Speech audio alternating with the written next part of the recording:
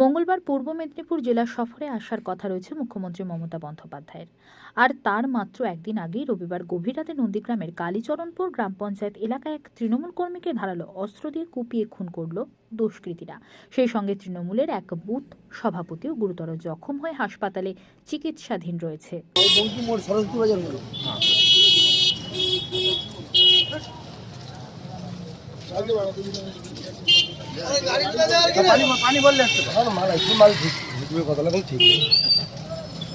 জুড়ে আপনারা বন্ধ পালন করছেন, কি কারণে, কি বলবেন এই প্রসঙ্গে? গতকাল ল্যান্ড ডেভেলপমেন্ট ব্যাংকের নির্বাচন ছিল।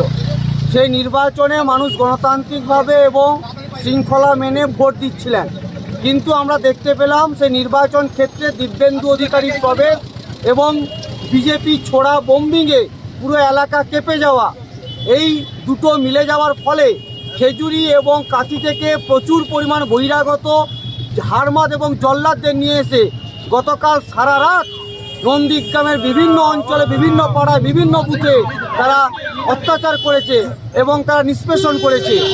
এবং শুধু তাই নয়, আমাদের কালীচরণপুর অঞ্চলে 7 নম্বর জালপাই বিষ্ণুপদ মণ্ডল, তাকে ভোজালির কম মেরেছে বিজেপি আশ্রিত দুষ্কৃতীরা এবং ওই এলাকার বিজেপি নেতৃত্বরা।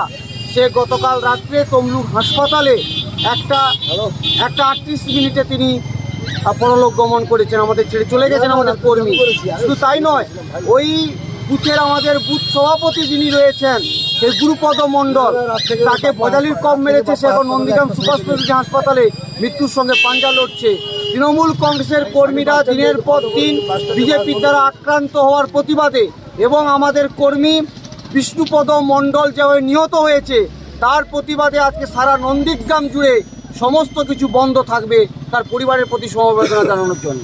কত সময় এই বন্ধ, কত সময় ধরে আপনারা পালন করবেন?